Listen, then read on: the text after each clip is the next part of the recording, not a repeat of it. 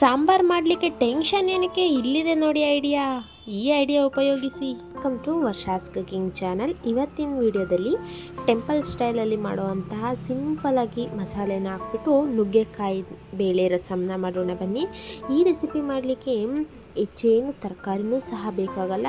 ನುಗ್ಗೆಕಾಯಿ ಆಲೂಗೆಡ್ಡೆ ಇದ್ದರೆ ಸಾಕಾಗುತ್ತೆ. ಕ್ವಿಕ್ಕಾಗಿ ಈಸಿಯಾಗಿ ಮಾಡ್ಬೋದಾದಂತಹ ಯಾವುದೇ ಥರ ಫಂಕ್ಷನ್ಗಳಿದ್ರೂ ಸಿಂಪಲ್ ಮೆನ್ಯೂಗೆ ಮಾಡ್ಬೋದಾದಂತಹ ಈ ನುಗ್ಗೆಕಾಯಿ ಸಾಂಬಾರನ್ನ ಮಾಡಲಿಕ್ಕೆ ಮೊದಲಿಗೆ ಒಂದು ಕಪ್ಪಲ್ಲಿ ಒಂದು ಅರ್ಧ ಕಪ್ ಆಗೋಷ್ಟು ತೊಗರಿ ಬೇಳೆನ ಹಾಕ್ಕೊಬಿಟ್ಟು ಚೆನ್ನಾಗಿ ತೊಳೆದು ಎತ್ತಿಟ್ಕೊಂಡಿದ್ದೀನಿ. ಮೀಡಿಯಮ್ ಸೈಜ್ ಇರೋಷ್ಟು 2 ಟೊಮೆಟೊನು ಸಹ ಸಣ್ಣದಾಗಿ ಅಂದರೆ ಬೇಯಲಿಕ್ಕೆ ಹಾಕ್ಲಿಕ್ಕೆ ಒಂದು ಟೊಮೆಟೊದಲ್ಲಿ 4 ಭಾಗ ಅಷ್ಟು ಮಾಡಿಬಿಟ್ಟು ಒಂದು ಕುಕ್ಕರ್ಗೆ ಆ್ಯಡ್ ಮಾಡ್ಕೊತಾ ಇದ್ದೀನಿ. ಟೊಮೆಟೊ, ತೊಳೆದಿರೋ ಅಂತಹ ತೊಗರಿಬೇಳೆ, ಅರಿಶಿಣ, ಉಪ್ಪು, ಅದು ಬೇಯಲಿಕ್ಕೆ ಬೇಕಾದಷ್ಟು ನೀರನ್ನು ಹಾಕ್ಕೊಬಿಟ್ಟು ಅದನ್ನು ಕುಕ್ಕರ್ ಲಿಡ್ನ ಕ್ಲೋಸ್ ಮಾಡಿ ಒಂದು 4ರಿಂದ 5 ವಿಷಲ್ನ ತೊಗೋತಾ ಇದ್ದೀನಿ. ಬೇಳೆ ಆಲ್ಮೋಸ್ಟು ಬೆಂದಿದೆ ಸಾಕು. ಇನ್ನು ಸ್ವಲ್ಪ ನುಗ್ಗೆಕಾಯಿ ಒಟ್ಟಿಗೂ ಸಹ ನಾವು ಬೇಯಿಸ್ಕೊಳ್ಳೋಣ. ನಂತರ ಇಲ್ಲಿ ಅದು ಬೇಳೆ ವಿಷಲ್ಸ್ಗೆ ಇಟ್ಟಿದ ನಂತರ ಇಲ್ಲಿ ನುಗ್ಗೆಕಾಯಿ ಆಲೂಗೆಡ್ಡೆನ ಸಹ ಕ್ಲೀನ್ ಮಾಡಿ ಎತ್ತಿಟ್ಕೊಂಡಿದ್ದೀನಿ. ನಂತರ ಇದಕ್ಕೆ ಮೇಯ್ನ್ ಟ್ವಿಸ್ಟ್ ಏನು ಅಂದರೆ ಈರುಳ್ಳಿ ಮತ್ತು ಬೆಳ್ಳುಳ್ಳಿನ ಗೆಜ್ಜಿ ಎತ್ತಿಟ್ಕೊಳ್ಳೋದು. ನಂತರ ಸ್ವಲ್ಪ ಕೊತ್ತಂಬರಿ ಸೊಪ್ಪು, ಸ್ವಲ್ಪ ಕರಿಬೇವಿನ ಸೊಪ್ಪು ರೆಡಿ ಮಾಡಿ ಎತ್ತಿಟ್ಕೊಳ್ಳಿ. ಇದೆಲ್ಲ ಆದ ನಂತರ ಒಂದು ಫ್ರೈಯಿಂಗ್ ಪ್ಯಾನ್ಗೆ ಎಣ್ಣೆ, ಸಾಸಿವೆ, ಜೀರಿಗೆನ ಹಾಕೊಳ್ಳಿ. ಏಕೆಂದರೆ ಬೇಳೆ ಅಸಿಡಿಟಿ ಆಗೋ ಚಾನ್ಸಸ್ಗಳು ತುಂಬ ಇರುತ್ತೆ. ಅದಕ್ಕಾಗಿ ಜೀರಿಗೆನ ಸ್ವಲ್ಪ ಜಾಸ್ತಿ ಉಪಯೋಗಿಸ್ಕೊಳ್ಳಿ. ನಂತರ ಜಜ್ಜಿರುವಂತಹ ಈರುಳ್ಳಿ ಬೆಳ್ಳುಳ್ಳಿನೂ ಸಹ ಆ್ಯಡ್ ಮಾಡಿಕೊಂಡು ಮೀಡಿಯಮ್ ಫ್ಲೇಮಲ್ಲಿ ಗೋಲ್ಡನ್ ಬ್ರೌನ್ ಕಲರ್ ಬರೋ ತನಕ ಚೆನ್ನಾಗಿ ಬಾಡಿಸ್ಕೊಳ್ಳಿ. ತದನಂತರ ಅದಕ್ಕೆ ಕಟ್ ಮಾಡಿರುವಂತಹ ನುಗ್ಗೆಕಾಯಿ ಆಲೂಗೆಡ್ಡೆನ ಹಾಕ್ಕೊಂಬಿಟ್ಟು ಅದನ್ನು ಸಹ ನೀಟಾಗಿ ಆ ಗೋಲ್ಡನ್ ಬ್ರೌನ್ ಆಗಿರುವಂತಹ ಈರುಳ್ಳಿ ಒಟ್ಟಿಗೆ ಮಿಕ್ಸ್ ಮಾಡ್ಕೊಳ್ತಾ ಬನ್ನಿ. ಇವಾಗಲೇ ಈ ನುಗ್ಗೆಕಾಯಿಗೆ ರುಚಿಗೆ ಬೇಕಾದಷ್ಟು ಉಪ್ಪನ್ನು ಸಹ ಆ್ಯಡ್ ಮಾಡಿಕೊಂಡು ಒಂದು 5 ಮಿನಿಟ್ಸ್ ಎಣ್ಣೆಲೆ ಅದು ತುಂಬ ಚೆನ್ನಾಗಿ ಬಾಡಬೇಕು.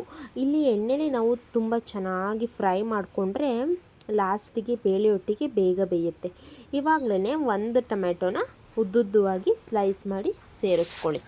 ಈ ನುಗ್ಗೆಕಾಯಿ, ಟೊಮೆಟೊ, ಆಲೂಗೆಡ್ಡೆ ಆಲ್ಮೋಸ್ಟ್ ಒಂದು 5 to 10 ಮಿನಿಟ್ಸ್ ಅದನ್ನು ಚೆನ್ನಾಗಿ ಎಣ್ಣೆಯೊಟ್ಟಿಗೆ ಬಾಡಿಸ್ಕೊಳ್ತಾ ಬನ್ನಿ. ಅಷ್ಟರಲ್ಲಿ ನಮಗೆ ಬೇಳೆನೂ ಸಹ ವಿಷಲ್ ಬಂದು ಪ್ರೆಷರ್ ಎಲ್ಲ ಕಡಿಮೆ ಆಗಿರುತ್ತೆ.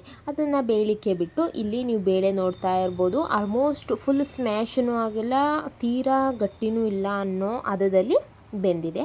ಇವಾಗ ಈ ಗಟ್ಟಿ ಇರುವಂತಹ ಪದಾರ್ಥನ ಅದಕ್ಕೆ ಆ್ಯಡ್ ಮಾಡಿದ್ರೆ ನುಗ್ಗೆಕಾಯಿ ಒಟ್ಟಿಗೆ ಫುಲ್ ಕಂಪ್ಲೀಟಾಗಿ ಸ್ಮ್ಯಾಶ್ ಆಗೋ ಅಷ್ಟು ಬೇಯುತ್ತೆ.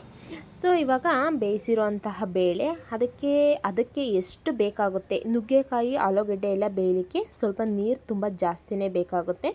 ನಾವು ಫಸ್ಟೇ ನೀರು ಕಡಿಮೆ ಹಾಕಿದ್ರೆ ಸಾಂಬಾರು ತಿಕ್ನೆಸ್ ತುಂಬ ಜಾಸ್ತಿ ಆಗುತ್ತೆ. ಸೊ ಹಾಗಾಗಿ ಎಷ್ಟು ಬೇಳೆ ಹಾಕಿದ್ರೋ ಅಷ್ಟೇ ನೀರನ್ನು ಸಹ ಆ್ಯಡ್ ಮಾಡ್ಕೊಳ್ಳಿ.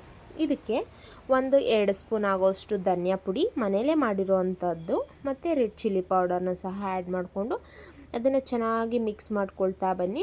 ನಾನಿಲ್ಲಿ ಯಾವುದೇ ಥರ ರಸಮ್ ಪೌಡರ್ ಆಗಲಿ, ಬೇರೆ ಚಿಕನ್ ಮಸಾಲ ಆಗಲಿ, ಗರಂ ಮಸಾಲ ಆಗಲಿ ಏನನ್ನೂ ಸಹ ಯೂಸ್ ಮಾಡಿಲ್ಲ.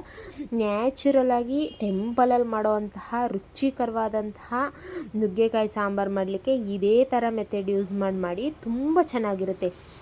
ಯಾವುದೇ ಥರ ಸತ್ಯನಾರಾಯಣ ಸ್ವಾಮಿ ಪೂಜೆಗಳಿಗಾಗಲಿ, ಸಿಂಪಲ್ ಪೂಜೆಗಳಿಗಾಗಲಿ ಈ ಥರ ಸಾಂಬಾರು ಜೊತೆ ಅನ್ನ ಸರ್ವ್ ಮಾಡಿದ್ರೆ ತುಂಬ ಟೇಸ್ಟಿಯಾಗಿರುತ್ತೆ. ಒಂದು ಸತಿ ಈ ಮೆಥಡಲ್ಲಿ ಟ್ರೈ ಮಾಡಿ ನೋಡಿ.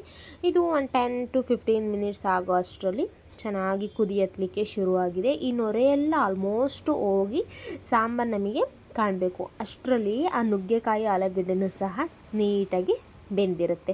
ನಾವೇನಾದರೂ ಬೇಳೆ ಒಟ್ಟಿಗೆ ನುಗ್ಗೆಕಾಯಿ ಹಾಕಿ ವಿಷಲ್ಸ್ನ ತೊಗೊಂಡ್ರೆ ಅದು ಫುಲ್ಲು ಸ್ಮ್ಯಾಶ್ ಆಗೋಗಿ ನುಗ್ಗೆಕಾಯಿ ಒಂದೂ ಬಾಯಿಗೆ ಸಿಗಲ್ಲ. ಆ ಥರ ಆಗುತ್ತೆ.